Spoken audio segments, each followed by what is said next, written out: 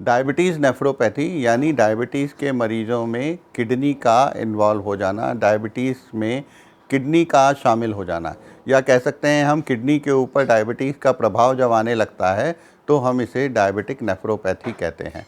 Diabetes की वजह से जब किडनी आवश्यक पदार्थों को शरीर में रोक नहीं पाती और उनको पेशाब के साथ निकालना शुरू कर देती है, तो ये एक पहला लक्षण होता है, पहला स्टेप होता है जिससे हम डायबिटिक नेफ्रोपैथी को पहचान सकते हैं।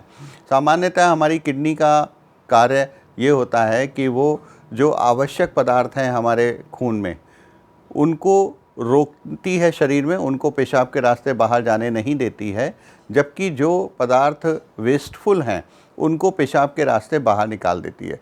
तो एक तरीके से किडनी हमारे शरीर में एक छन्नी का काम करती है, और जब ये छन्नी अपना काम सही प्रकार से करना बंद कर देती है, यानी आवश्यक पदार्थ जैसे क्या है, आवश्यक पदार्थ प्रोटीन है, आवश्यक पदार्थ ग्लूकोज है, जब इन चीज़ों को ये बाहर फेंकना शुरू कर देती है, तब हम कहते हैं कि शायद किडनी हमारी सही प्रकार से काम नहीं कर रही है। ग्लूकोज लेवल जब बढ़ जाता है तो एक निश्चित लेवल जो कि 180 मिलीग्राम पर डेसीलीटर का खून में शुगर का लेवल या ग्लूकोज का लेवल होता है, जिसके ऊपर जाने पे ये किडनी के रास्ते बहना शुरू हो जाता है। तो किडनी हमेशा ये कोशिश करती है कि इसको किसी तरीके से बॉडी के अंदर रोका जाए, लेकिन जब ये 180 के ऊपर चला जाता है इसकी मात्रा ब्लड में, तो किडनी उसको रोक नहीं पाती। इसके बाद फिर वो प्रोटीन को निकालना शुरू कर देती है, और प्रोटीन भी हमारे शरीर से बहना शुरू हो जाता है। प्रोटीन हमारे शरीर का बिल्डिंग मटीरियल है। बिल्डिंग मटीरियल जैसे आप समझिए एक मकान में ईंटें होती हैं, तो एक मकान में ईंटें जो होती हैं वो उसके लिए बहुत इम्पॉर्टेंट होती हैं। अगर वो किसी तरीके से गलना शुरू हो जाए तो मकान खड़ा नहीं रह पाएगा। उसी तरीके से अगर हमारा प्रोटीन गलना शुरू हो जाए और पेशाब के रास्ते बहना शुरू हो जाए तो हमारा शरीर कमज़ोर होता जाएगा और धीरे धीरे धीरे करके बिल्कुल ये अशक्त हो जाएगा, जिसको हम इस्तेमाल करने के लायक नहीं रह जाएंगे। डायबिटिक नेफ्रोपैथी का पहला साइन ये होता है कि पेशाब में प्रोटीन जाना शुरू हो जाता है। ये प्रोटीन अगर 30 मिलीग्राम प्रतिदिन तक जाता है तो हम इसे बहुत अधिक नहीं मानते, लेकिन अगर ये धीरे धीरे बढ़ रहा है तो ये इस बात का संकेत होता है कि डायबिटिक नेफ्रोपैथी धीरे धीरे बढ़ रही है। प्रोग्रेसिव प्रोटीनूरिया एक खराब संकेत है। कई बार ब्लड प्रेशर बढ़ा होने की वजह से भी मधुमेह के रोगियों में प्रोटीन जाना शुरू होता है। डायबिटिक नेफ्रोपैथी या डायबिटीज़ के मरीजों में किडनी की बीमारी सिर्फ बढ़े हुए शुगर स्तर से ही नहीं होती, बल्कि बढ़े हुए ब्लड प्रेशर का भी इसमें बहुत बड़ा योगदान होता है। अगर हम ब्लड प्रेशर और शुगर दोनों को एक साथ नियंत्रित करेंगे और करने की कोशिश करेंगे, तभी हम डायबिटिक नेफ्रोपैथी को होने से रोक सकते हैं। जैसा मैंने अभी पहले बताया था कि डायबिटीज़ के मरीजों में सबसे कॉमन समस्या होती है उनकी नसों में असर आना। उसके बाद जो दूसरी सबसे कॉमन समस्या होती है वो गुर्दे पे असर आना, यानी किडनी में असर आना है, जिसको कि हम नेफ्रोपैथी कहते हैं। और नेफ्रोपैथी की पहचान यही होती है कि आप पेशाब की जांच करें और उसमें आपको प्रोटीन जाता हुआ दिखाई दे। अगर वो प्रोटीन 30 मिलीग्राम पर डेसीलीटर या प्रतिदिन से कम है तो हम उसे माइक्रोएल्बुमिनूरिया कहते हैं, अन्यथा इसे मैक्रोएल्बुमिनूरिया कहा जाता है। माइक्रोएल्बुमिनूरिया में पेशेंट अगर होता है तो उसको एक बार के लिए माना जा सकता है कि ये उतना नुकसानदेह नहीं है, लेकिन फिर भी एक संकेत है कि आने वाले समय में मरीज़ डायबिटिक नेफ्रोपैथी में जा सकता है। मैक्रोएल्बुमिनूरिया, फ्रैंक एल्बुमिनूरिया इस बात का संकेत है कि डायबिटिक नेफ्रोपैथी की शुरुआत हो चुकी है। अच्छी बात यह है कि अगर हम इसको किसी भी लेवल पे नियंत्रित, अपने शुगर के स्तर को नियंत्रित करने की कोशिश करें और अपने ब्लड प्रेशर को वापस नियंत्रित करने की कोशिश करें, 130 और 80 के अंदर लाने की कोशिश करें, तो हम इस नेफ्रोपैथी को रिवर्ट कर सकते हैं।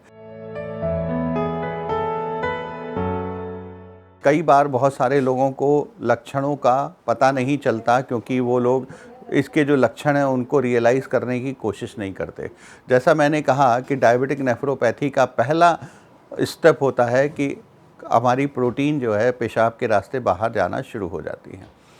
जब प्रोटीन पेशाब के रास्ते बाहर जाना शुरू होती है तो एक ऑब्वियस फीलिंग है, एक सामान्य बात है कि इंसान को कमज़ोरी महसूस होती है। कई बार वो इस तरह की कमज़ोरी को तमाम सारी दूसरी चीज़ों से रिलेट करने की कोशिश करता है, तो वो अपनी कमज़ोरी का उपाय विटामिन की गोलियों में ढूंढना शुरू कर देते हैं, जबकि उनकी कमज़ोरी का उपाय उनके मधुमेह के अपेक्षित नियंत्रण में है, उनके ब्लड प्रेशर के अपेक्षित नियंत्रण में है। तो ये पहला लक्षण है जिसकी वजह से आप इसको पकड़ सकते हैं और इसको वापस कोशिश कर सकते हैं ठीक करने की। दूसरी चीज़ जो है, कई बार ये सामान्यतः कमज़ोरी आना या सामान्यतया हमें पेशाब के रास्ते प्रोटीन जाना, कई बार बहुत सारे लोग इसको समझ नहीं पाते और इसकी जांच भी नहीं कराते, तो वो लोग आगे की स्टेज में चले जाते हैं जिसमें प्रोटीन का लॉस धीरे धीरे बढ़ने लगता है। जब प्रोटीन का पेशाब में जाना अधिक बढ़ जाता है तो पैरों में सूजन आना शुरू होती है। कुछ लोगों को चेहरे पे सूजन भी आना दिखाई देने लगती है जब किडनी की समस्या बहुत अधिक हो जाती है।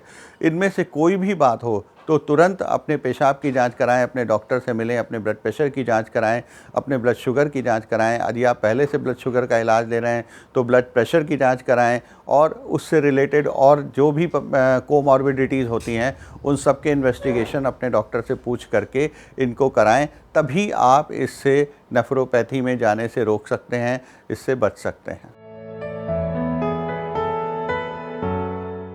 सबसे बड़ा कारण तो है कि मधुमेह का नियंत्रण ना करना, यही सबसे अधिक कारण है। पर इसके बाद भी ये देखा गया है कुछ लोग जेनेटिकली भी इसके लिए प्रोन होते हैं कि मधुमेह का अपेक्षित नियंत्रण करने के बाद भी उनकी किडनी में प्रॉब्लम आती है। ऐसे लोगों को तो अधिक सावधान रहने की ज़रूरत होती है। यदि आपके परिवार में कोई ऐसा मधुमेह पीड़ित व्यक्ति है जिसको किडनी से रिलेटेड प्रॉब्लम हो चुकी है तो परिवार के अन्य सदस्यों को उसके लिए एक्स्ट्रा केयरफुल अपने लिए रहना चाहिए और उनको अपने मधुमेह नियंत्रण के परीक्षण को बार बार करते रहना चाहिए। पेशाब में प्रोटीन की जांच बार बार करते रहना चाहिए, अपने ब्लड प्रेशर को बार बार देखते रहना चाहिए और शुगर भी देखते रहना चाहिए। यदि ये कभी भी अनियंत्रित मात्रा में मिले तो तुरंत अपनी डॉक्टर से मिल करके अपनी दवाई को शुरू करने का प्रयास करना चाहिए, जिससे जल्दी से जल्दी इससे ठीक किया जा सके और ये ऐसी स्थिति में ना जाए जहाँ पे कि किडनी काम करना बंद कर दे। सबसे पहली चीज़ तो पेशाब की जांच कराएं। पेशाब की जांच में अगर प्रोटीन मिलेगा तो ये इसका सबसे प्राथमिक डायग्नोसिस है। इसके अलावा और भी कई सारे टेस्ट होते हैं। नेफ्रोपैथी जब होती है तो ज़रूरी नहीं है कि सीरम क्रिएटिनिन और सिर्फ ब्लड यूरिया जैसी चीज़ें बढ़ी हुई मिलें। सिर्फ पेशाब में प्रोटीन जाना ही नेफ्रोपैथी के लिए काफ़ी है उसके डायग्नोसिस करने के लिए। लेकिन जब वो समस्या अधिक बढ़ जाती है, रीनल फेलियर यानी किडनी फेलियर में चला जाता है, तब सीरम क्रिएटिनिन और ब्लड यूरिया बढ़ना शुरू होता है और साथ ही खून में पोटेशियम की मात्रा भी बढ़ना शुरू होती है ऐसी स्थिति में। किसी भी बीमारी की 3 स्टेज होती हैं। एक स्टेज ऐसी होती है जहाँ से हम वापस लौट सकते हैं, दूसरी स्टेज होती है जहाँ से वापस तो नहीं लौट सकते पर उसके आगे बढ़ना रोका जा सकता है, और तीसरी स्टेज ऐसी होती है कि अब कुछ किया नहीं जा सकता लेकिन हम इसकी स्पीड को कम कर सकते हैं, इसके बढ़ने की गति को कम कर सकते हैं। तो नेफ्रोपैथी में भी ये है कि अगर ये माइक्रोएल्ब्यूमिनूरिया के फेज़ में है तो हम वापस लौट सकते हैं। यदि ये माइक्रोएल्ब्यूमिनूरिया से मैक्रोएल्ब्यूमिनूरिया में प्रवेश कर गई है तो हम इसकी गति को कम कर सकते हैं और इसको अधिक भयावह होने से रोक सकते हैं। और यदि ये पूरी तरीके से फ्रैंक फेलियर में चली गई है तब हमारे पास यही उपाय हैं कि हम इसको अधिक से अधिक समय तक उसी स्थिति में रखें जिसमें है, उसको बढ़ने ना दें। और उसके लिए दवाइयों का सेवन अपनी ब्लड शुगर को नियंत्रित करने के लिए करना है, लेकिन ये भी ध्यान रखना है कि वो दवाइयाँ ऐसी ना हों जो कि किडनी को नुकसान पहुंचाती हों। इंसुलिन अक्सर ऐसी स्थितियों में ज़्यादा श्रेयस्कर होती है जो कि किडनी को सबसे सुरक्षित स्थिति में रखती है और किडनी को कोई भी नुकसान नहीं पहुँचाती। इस तरीके के मरीजों को इंसुलिन लेने से बचने की कतई कोशिश नहीं करनी चाहिए। कुछ और दवाइयाँ होती हैं जो कि ब्लड प्रेशर के मरीजों को विशेष रूप से दी जाती हैं, जिससे उनका ना सिर्फ ब्लड प्रेशर कंट्रोल हो बल्कि गुर्दा भी सुरक्षित रहे। उन दवाइयों का उपयोग आपका डॉक्टर जब आप उसे बताएंगे, जब आप उसे अपनी रिपोर्ट करा के दिखाएंगे या उससे बात करेंगे इस बारे में, तो वो आपको उन दवाइयों को उपयोग के बारे में बताएगा कि उन दवाइयों को कैसे उपयोग किया जा सकता है। और अंत में जब सारे उपाय विफल हो जाते हैं तो फिर डायलिसिस और किडनी ट्रांसप्लांटेशन ही उपाय रह जाता है। लेकिन हमें कोशिश ऐसी करनी चाहिए कि डायलिसिस और किडनी ट्रांसप्लांटेशन, जिसको कि एंड स्टेज रीनल डिजीज़ कहते हैं, एंड स्टेज रीनल डिजीज़ में ना जा पाए हमारा मरीज़, उससे पहले ही हम उसके मधुमेह और ब्लड प्रेशर को इस प्रकार से नियंत्रित करें कि वो बीमारी जहाँ है वहीं थम जाए, या अगर थोड़ी कम हो सकती है तो वो पहले से कम हो जाए। और यदि हम इस तरह के उपाय शुरू से करेंगे तो कोई कारण नहीं है कि हम इसमें कामयाब नहीं होंगे। इसको हम बड़े आराम से जटिल होने से रोक सकते हैं। बचाव करने के लिए फिर वही चीज़ है कि शुगर का नियंत्रण, शुगर का नियंत्रण या शुगर का नियंत्रण। उसके अलावा कोई भी और दूसरी चीज़ ऐसी नहीं है जिससे इससे बचाव किया जा सके। इसमें एक चीज़ का ध्यान रखना और इसके साथ में ज़रूरी है, शुगर के साथ में ब्लड प्रेशर को भी नियंत्रित रखना है। ब्लड प्रेशर यदि नियंत्रित रहेगा और शुगर अनियंत्रित रहेगा, या शुगर नियंत्रित रहेगा और ब्लड प्रेशर अनियंत्रित रहेगा, तो हमारे पास ये इस बात की पूरी संभावना रहेगी कि हमारा पेशेंट नेफ्रोपैथी में या किडनी के फेल्योर होने वाली स्थिति में जा सकता है। जिन लोगों को फैमिली हिस्ट्री है उन लोगों को और भी सतर्क रहने की ज़रूरी है, क्योंकि उन लोगों में इस बात के होने की संभावना और ज़्यादा है। तो रोकने के लिए, यदि परिवार में कोई व्यक्ति है जिसको किडनी प्रॉब्लम हो चुकी है, मधुमेह है, तो उनको ज़्यादा सतर्क रहना है। और जो लोगों को ऐसी स्थिति नहीं है, जिनके यहाँ ऐसी पारिवारिक पृष्ठभूमि नहीं है, उन लोगों के लिए ज़रूरी ये है कि वो लोग अपनी मधुमेह को नियंत्रित करें, ब्लड प्रेशर को बराबर चेक करते रहें। ब्लड प्रेशर अगर नॉर्मल है तो भी उसका रेगुलर चेकअप होता रहे। अपने आप से दवाइयों का इस्तेमाल ना करें। दर्द की दवाइयों को बहुत अधिक ना खाएं। दर्द की दवाइयाँ अधिक खाने से भी गुर्दे को काफ़ी नुकसान पहुंचता है और किडनी की समस्याएं बढ़ जाती हैं। जब भी कोई ऐसा मरीज़ आता है जिसको कि पेशाब में प्रोटीन जा रहा है, जिसको नेफ्रोपैथी डायग्नोस हो चुकी है, तो सबसे पहले मैं उसका ब्लड शुगर और ब्लड प्रेशर को नियंत्रित करने की कोशिश करता हूँ। तमाम ऐसे मरीज़ देखे जाते हैं जो कि ब्लड प्रेशर की जो रिपोर्ट लेके आते हैं फास्टिंग और पीपी की, वो नॉर्मल होती है, जबकि उनको पेशाब में प्रोटीन जा रहा होता है। इस तरह की स्थिति में ये चीज़ बहुत ज़रूरी है कि आप दोपहर के खाने और रात के खाने के बाद भी उन मरीज़ों का ब्लड शुगर चेक कराएं, क्योंकि अक्सर हमारे देश में नाश्ते की मात्रा बहुत अधिक नहीं होती, और लोग जब नाश्ते के समय अपना शुगर चेक कराते हैं तो वो बहुत अधिक मात्रा में नहीं बढ़ता है। पर क्योंकि वो लंच और डिनर के समय जो खाना खाते हैं उससे उसकी मात्रा बहुत अधिक बढ़ती है, जो कि किडनी को नुकसान पहुंचा रही होती है, तो इसलिए उसको जांचना बहुत ज़रूरी होता है। एक दिन में शुगर के स्तर में कितने ऊंचाई तक और बदलाव हो रहा है, ये भी उसके किडनी पर असर डालता है, जिसको हम ग्लाइसेमिक वेरिएबिलिटी कहते हैं। अगर कोई मरीज़ सुबह के समय नॉर्मल ब्लड शुगर पे है, पर रात में डिनर करने के बाद उसका ब्लड शुगर बहुत ऊंचा चला गया, तो ऐसे मरीजों के किडनी को नुकसान पहुंचने की संभावना ज़्यादा होती है। इस तरीके के मरीजों को इंसुलिन का सहारा लेना आवश्यक होता है। एक बार जब किडनी फेलियर में चली जाती है तो पेशेंट में हाइपोग्लाइसीमिया की टेंडेंसी भी बढ़ जाती है, शुगर लो होना शुरू हो जाता है। उसका एक प्रमुख कारण ये होता है कि जब आपने कोई दवाई दी तो वो दवाई काफ़ी लंबे समय तक आपके ब्लड में बनी रहती है और पेशाब के रास्ते बाहर नहीं निकलती है। ऐसी स्थिति में जब अगले दिन की डोज दे दी तो वो एक्सेस हो जाती है और पेशेंट को ज़्यादा असरकारी होने लगती है, जिसकी वजह से पेशेंट का ब्लड शुगर बहुत नीचे आ जाता है। कई लोग हाइपोग्लाइसीमिया में भी पकड़े जाते हैं। ऐसी स्थिति में शॉर्ट एक्टिंग इंसुलिन का इस्तेमाल करना चाहिए।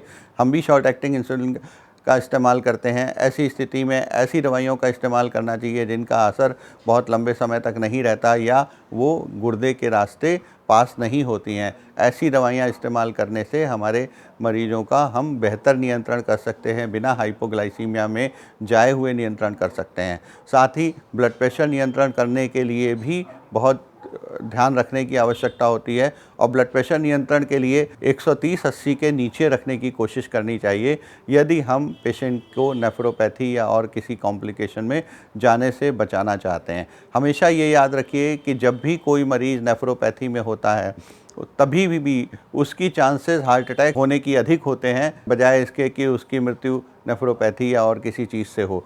तो हार्ट को बचा के रखना नेफ्रोपैथी के दौरान भी उतना ही आवश्यक है जितना कि उस मरीज में जिसको कि नेफ्रोपैथी नहीं हुई है। तो उसका भी बराबर ध्यान रखना चाहिए, लिपिड्स को बराबर चेक करते रहना चाहिए और उसके अलावा जो एस्पिरिन, लो डोज एस्पिरिन वगैरह की यदि आवश्यकता लगे तो उसको भी देते रहना चाहिए।